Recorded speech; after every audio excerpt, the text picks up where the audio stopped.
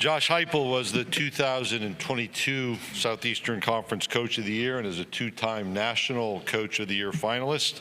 One of only 4 active FBS head coaches to lead multiple programs to New Year's 6 bowl appearances during the college football playoff era. Josh himself was a national championship winning quarterback at Oklahoma, runner-up for the Heisman Trophy. I also learned after Mike Leach's passing, kind of a bookend on my Mike Leach note. I had bought the book Swing Your Sword when Mike was coaching, but didn't read it until after he passed, learning much more about a connection that I had read about in the media, the connection between Mike and Josh, Mike having recruited Josh to the University of Oklahoma when Mike was its offensive coordinator. Mike's an Aberdeen, South Dakota native and is the 3rd coach of our group today to be the son of a college football coach. His father, Ken, coached at Division II Northern State University for 7 seasons. University of Tennessee head football coach Josh Heupel.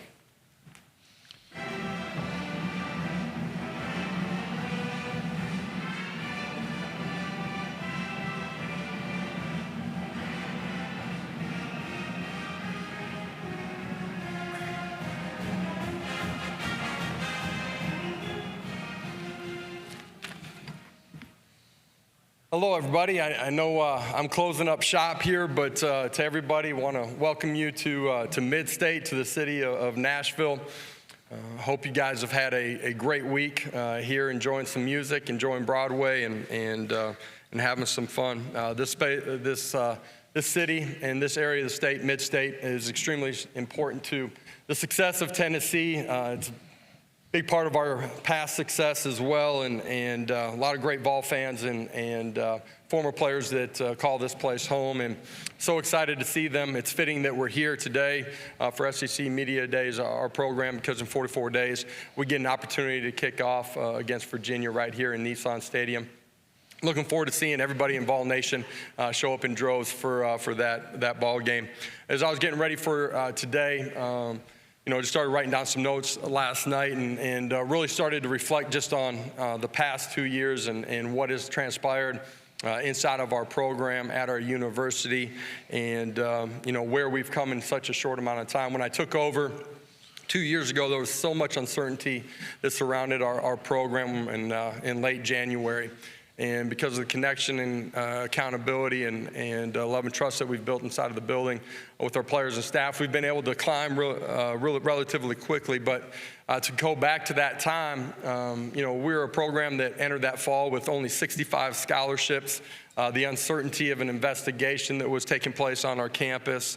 I said in a room just like this 2 years ago that it would be a speed bump for the program, our football program. And a few days ago, we found out that certainly was the case. We've navigated it in such a positive way because of the leadership that we have. Phenomenal leadership on our campus, from President Boyd to Chancellor Plowman to our athletic director.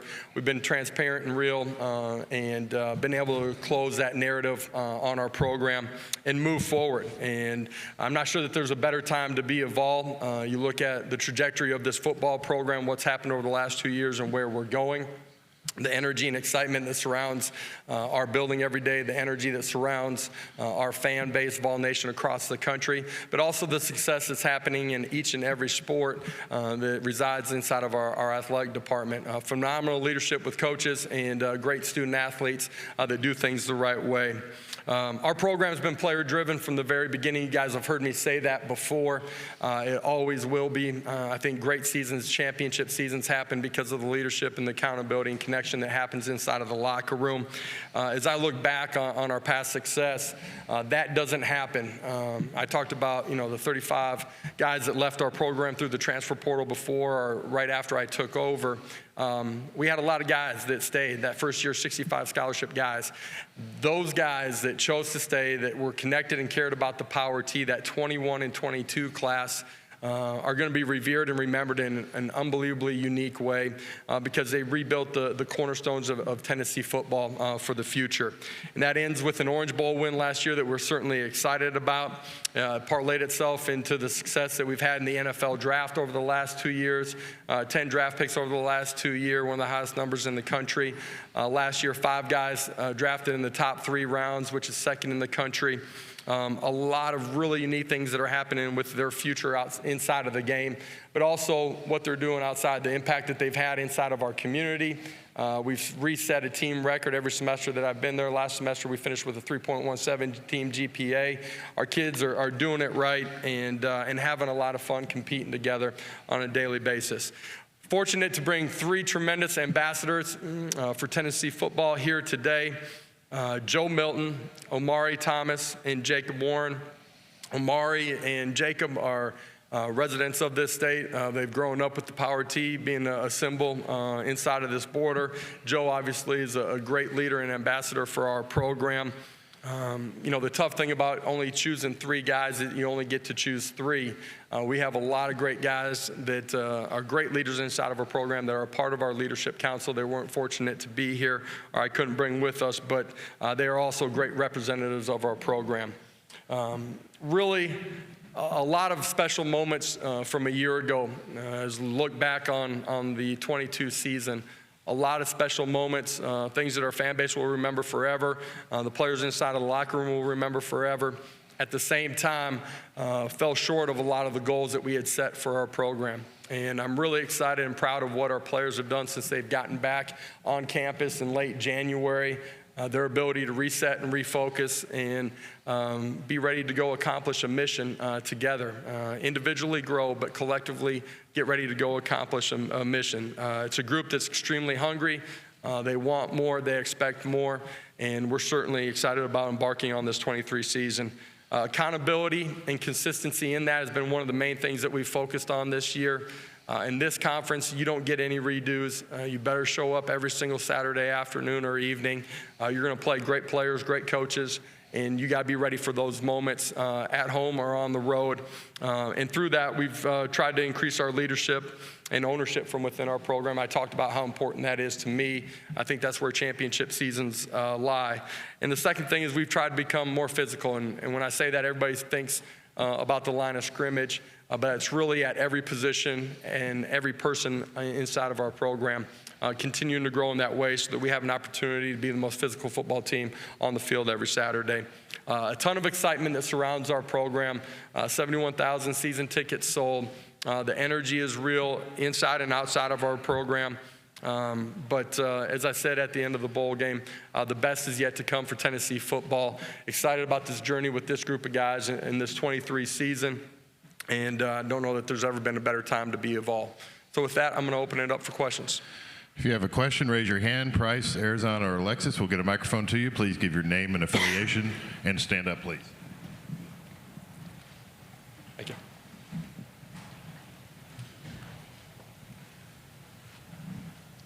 Okay, we will start up here on the front row, right here to our right. Hey, Coach Heupel, Brady Penn, Volunteer Country. So with Hendon Hooker, you had a transfer that came in, had some success at the quarterback position. Now you've got Joe at quarterback, who's a transfer himself. And I know you saw that growth with Hendon. Talk a little bit about what it's been like for you to watch the growth from Joe. Yeah, I think, one of the great stories in college football in the era of the transfer portal is, his trust and ability to recognize areas that he can continue to grow in and trust the people around him, that we have his best interests at heart, understand that within our scheme he's going to have an opportunity to do everything that he wants to, which is be one of the best players inside of college football. And through that process, over the last, 18 to 24 months, he's continued to grow in his comfort of who he is, what he's about, how he wants to approach and attack every single day.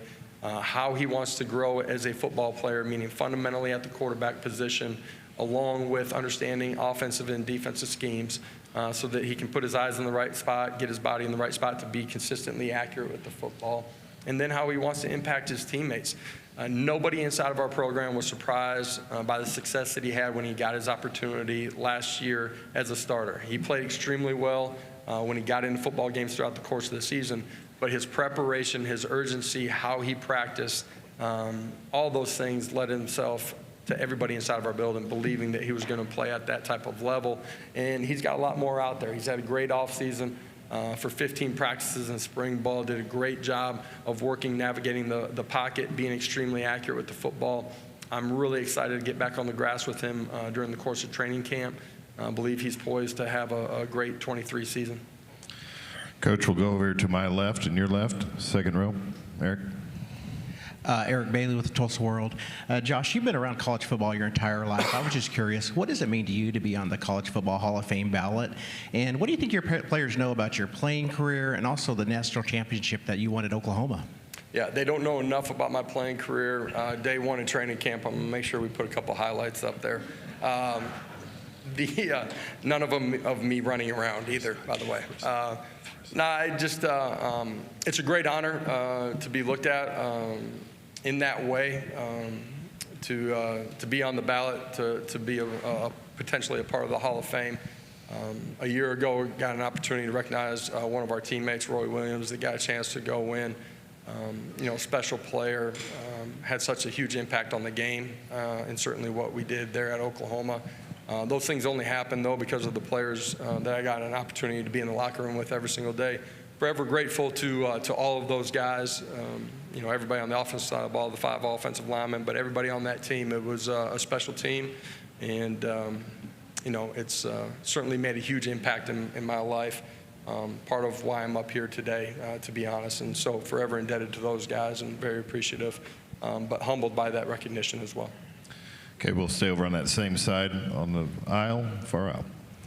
Hey, Josh, Tyler Palmatier with the Oklahoman. A lot of Oklahoma fans, they remember your time very fondly and have followed you along as you become a head coach and watched your career. And I know that relationship with OU is a little complicated, but what was it like seeing, Oklahoma on the schedule in 2024? Yeah, the relationship with Oklahoma really isn't complicated. I got nothing but great memories of the people and, my time there. I certainly do. And it's a huge, I got a chance to talk about Mike Leach a few minutes ago backstage and in an interview. And, everybody there helped shape who I am and where I'm at today. And still got a lot of great friends and teammates that live back there. So, the opportunity to go back to Oklahoma, I wish they were coming to Knoxville first, but I say that jokingly, but looking forward to that opportunity. That's a long ways down the road, man. Focused on 23, but that'll be a unique day in my career, obviously, to go back there. Coach, we'll go down the center aisle about 3/4 of the way back. Hey, Coach. Christian Skelton with Fox Sports Knoxville. You've been able to retain your entire coaching staff aside from Cody Burns and Alex Golish since you've been on campus. How big is stability in your coaching staff for your program? Yeah, you try to create a culture that coaches want to be a part of. They feel like they are a part of the process. You want to create a culture where families get a chance to be a part of the process as well. I grew up the son of a coach, and those are the greatest memories of my childhood. And so I think it's really important that they're a part of it. And if you do those things and you have the resources that we have at Tennessee, you're able to have some stability within your staff, which is vitally critical to your players. Them understanding what they're walking into every single day, not having to rebuild an entire relationship from the ground up. We've been able to replace those guys, and you want staff to grow too, right? Like Alex will do a great job down at South Florida. I want guys to get head jobs from where we're at, but guys aren't just leaving to take another job either. And so we've actually been able to promote from within because they were the right guys. There's so much consistency. All the things that we were navigating as you take over a program, and in year 1 and year 2, I think it was vitally important that we've been able to have that, and it's a big part of our continued growth this offseason here in 23. Coach, we're going to go in front of me about 3/4 of the way back. Yeah, Coach, Joey Knight with the Tampa Bay Times. Could you expand on, you said you feel Alex will be a great head coach? What are his traits? Why do you think he'll be a great head coach? Competitive, willing to work. I think those are two traits that drive you every minute of the day to continue to help your program grow. You look at that. It's where the starting blocks are, in my opinion. And then he's got a great ability to communicate. And he's hired a lot of really good people. Some of them were in our building a year ago, some young staff that will be great coaches. So I'm really excited about where he's going to take that program. Coach will go straight in front of me, first row.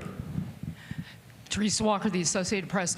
Josh, the in these days, you're almost in a rare situation where you've got a quarterback you had now going into your third season. He's been here. With the transfer portal, is it challenging? And how grateful are you that you're not having to deal with getting a quarterback up to speed out of the portal and get them up to speed in your offense all before the season starts? And how nice is it to have Joe in this situation? Yeah. It is rare that you're able to keep quarterbacks inside of your quarterback room. The days of having 4 or 5 quarterbacks consistently, I think those are probably not real anymore. Guys want to have the opportunity to play and compete early. I think it's rare that a young man like Joe is able to sit back and trust the people around him that we have his best interests at heart. Recognize the areas that he can and needs to grow in to become the player that he's capable of, and also know that if I stick this thing out and I compete hard every single day, I'm going to grow, and in what we do offensively, going to be able to do the things that I wanted to inside a college football landscape. Those are rare things, and it takes a really mature guy, which Joe has proven to be. Coach, we'll go here right here in the middle of the front row. Coach, Brooks Austin with Dogs Daily. Being an offense that prioritizes pace, I'm curious your thoughts on the new rule change with the clock no longer stopping on first downs. And additionally, there's a potential rule with, the hash marks maybe aligning themselves with the NFL. You also prioritize space. I'm interested in your thoughts on that potential change. The clock rule at the end of the first half, I think everybody's going to be playing in it the same way. I don't think it's going to have a dramatic different effect on us versus another offense. How you manage your timeouts might be a little bit different at the end of regulation or at the end of the half. All in all, we'll see what the numbers play out to be, but there's a series of the game that's probably taken away in general for every team because of some of the clock rules. But we'll see how that plays out during the course of the year. Coach will go in straight in front of me, about 3/4 of the way back. Coach, Tim Buckley with the Daily Memphian in Memphis. What does it mean to the interior of your defense to have Omari Thomas not consider going into the draft? And what does his personality bring to your locker room? Omari is a guy that loves to have fun. He's got great energy every single day. He's become a really strong leader in being able to command guys, and that can be positively. It can be trying to get them to go accomplish the things that they need to in the weight room or on the practice field. He's got a great voice inside of our locker room. As I said, a tremendous leader. Vitally important for us as we continue to try to take steps on the defensive side of the football. A year ago, we took a massive jump in our ability to defend the run. Omari and the guys that we brought back a year ago were a huge part of that. Expect all of those guys to make another jump. They did a great job in spring ball, fundamentals, technique, consistency from play to play, day to day. And one of the other areas that we've had to improve upon is the ability to affect the passer with our front four, not just bringing pressure. We need that because of situational football. We got to get better on third downs, third and long in particular. And I thought those guys did a great job this spring. Coach Garner, Coach Eckler, what those guys have done up front. Really happy and pleased and excited to get to training camp with them. Coach, we'll go back over here to the middle section on the right along the aisle. Hi, Coach. Right here. Over here. Sorry. Travis Galey with OrangeBloods.com. With Texas coming into the league now, which school has the real claim to being able to call itself UT? There's only one real UT. One right shade of orange. We'll go all the way to the back, all the way in the left-hand side, back of the room. Yeah, Coach. Edgar Thompson, the Orlando Sentinel. how much of a catalyst was the Florida game, given the history of the series, recent history that is, in the rivalry, to you guys' season last year? Catalyst, yes, at that point in the season, but every season there's steps that you have to take, and in some ways there's benchmarks, but there's opportunities for growth. And I thought throughout the course of the football season last year, we continued to get better a majority of the season, and that's what good teams do. The Florida win was a big win, absolutely, for our fan base as much as anything, meaning in recent years we hadn't had the same amount of success as we would have liked to. But for our players, there was great confidence going into it, and yes, great confidence coming out of it as well. Okay, we'll go to the middle section, right in front of the camera, all the way towards the back. Hey, Rob Brown, Sideline Sports, Memphis. What's moving the needle more in college football now from when you played coming out of South Dakota, offensive or defensive coordinators, and what are the expectations of a defense against an offense like yours? Well, my expectation for the defense that we're playing isn't for them to have a whole lot of success, but that's my viewpoint. In football, you got to play all three phases together: offense, defense, and special teams. And at the end of the day, we're always trying to find a way to be +1. That can be 3-2 or whatever it needs to be. And at the end of the day, every side's got to grow together. Coach, we'll go over here to our right-hand side, over here on the far right section. Hey, Coach. Over right there we go. Steve Moulton, WZZN out of Huntsville, Alabama. I hope you're doing well. Wanted to ask about tampering. That has certainly been a subject that's been brought up quite a bit here lately.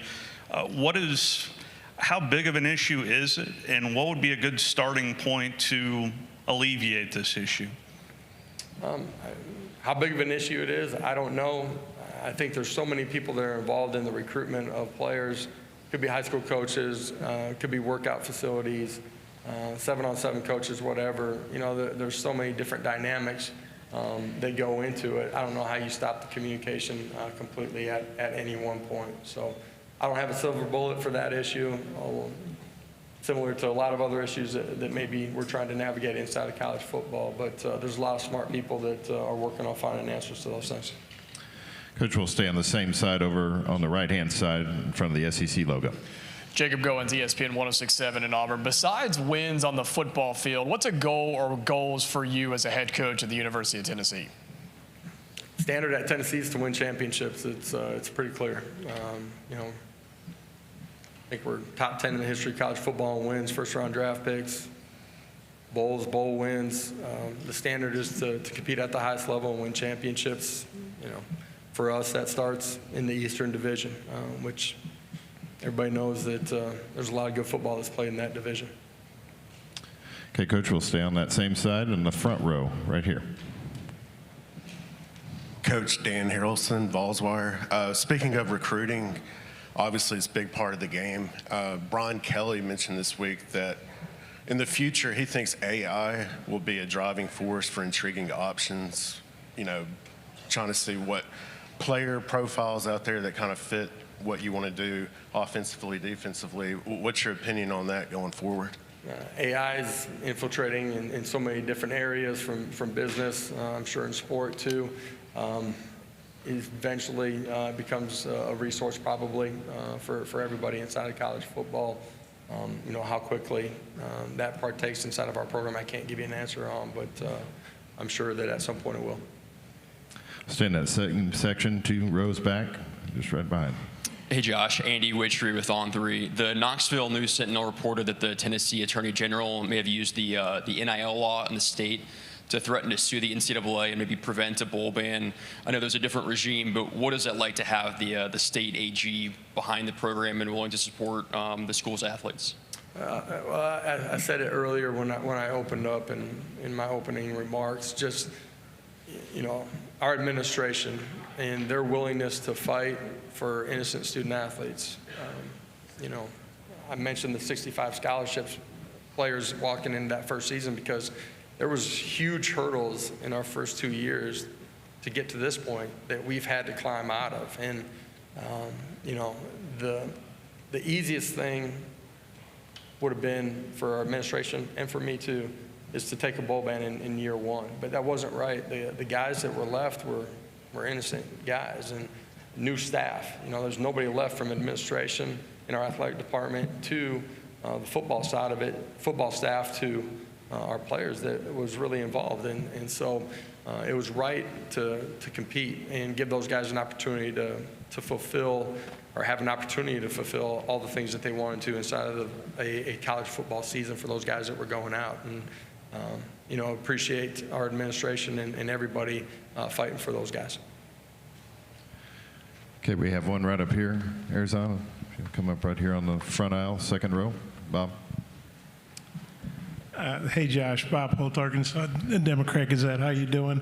I had a two-parter. If you forget the second part, Kevin will help you remember. He's good at that. Okay. I know you talked a lot about Joe already, and I know he was experienced before the Orange Bowl, but how big was it for him to have the kind of game he did for him, for the team, everybody? And then you mentioned the investigation in your opening remarks. How good is it just have that, some closure to that, have it behind you? Yeah, for Joe, I think it was solidified all the work that he had put in, that he would go out and perform and play. It was proving himself right as much as anything. It wasn't proving anybody wrong. It was about proving himself right. And it was great for him. It was great for the guys around him to see that hard work does pay off and take advantage of your opportunities and be prepared when it comes. The second part of your question was what I'm going to ask. How it felt after it's been resolved. Yeah, the NCAA stuff. You know, for our current roster, they really hadn't thought about it or focused on it very much. I can tell that in the way that the team meeting went after the news came out. I was out of town, so we had to do it virtually after their workouts, which was right after the news came out. But you know, for how we handle recruiting, you know, the guys that signed with us in the last 18 to 24 months that trusted what we were saying to them, the transparency of the dialogue that we had with them, it was unbelievably satisfying to get over that hump. You're not dealing with unknowns now. You're not dealing with other programs that are beating you up and in some ways sensationalizing what's going to happen. I was able to have great trust in what our administration was talking to us about. We were, you know, consistent and clear in that messaging to our recruits. And that's why, you know, we've been able to recruit at a really high level. But it's great to have it in the rearview mirror, not something that you're driving by all the time. Coach, we'll go right in front of my table here, second row on the aisle. Coach Heupel, Drew DeArmond, WZZN Radio, Huntsville, Alabama. I wanted to ask you about Squirrel White from my state. He had a big Orange Bowl, and you guys have done a great job developing Cedric Tillman, going on to the NFL, and now Jalen Hyatt. Talk about his future, and he really kind of stepped up in that bowl game when both those guys didn't play. Yeah, young player that we knew was going to play at a really high level when given the opportunity. It's been great to see him grow from a quiet young kid that came onto campus into somebody that's got a ton of personality and energy and affects his teammates in a positive way. Great work habits. As tough as they come. From day one, he's willing to stick his face into anything and be extremely physical and compete really hard. He's got elite speed, great ball skills, has the ability to be a great route runner. Anticipate him having a great year. You guys saw him perform extremely well in the Orange Bowl. Coach, we'll take one final question in the section in front of me, about halfway back on the aisle. Hi, Coach. Clark Brooks on 3 and SEC StatCat. While one of the sexiest aspects of your offense is that vertical choice, I think a really underrated aspect is the eclectic approach you have in that run game. Only 12 reps separated your most run concept from your 6th. Would you mind elaborating on how having that type of balanced approach on the ground really does help facilitate things on the back end and help things come open? Yeah, I love your passion and energy for our offense, man. Might need you to bring you in on the recruiting pitch. I think people get caught up in the perimeter numbers and the quarterback development and the quarterback numbers that are put out there. Everybody that studies it understands that the secret to our sauce is the ability to run the football. Coach Ellerby and I have been together. I think we're going on year 8 now, 3 different stops. He does an unbelievable job. from game plan to fundamentals to teaching overall scheme and concepts on the other side of the football. Our 5 guys continued to grow. Year 1 to year 2, we took a huge step. They play synchronized, in the tempo that we play at, the ability to communicate and get everybody on the same page. Does an unbelievable job. So I appreciate you recognizing all those things. Coach Heupel, thank you for your time this afternoon. All right, appreciate it. Vol Nation, look forward to seeing you here in 44 days. Go Big Orange.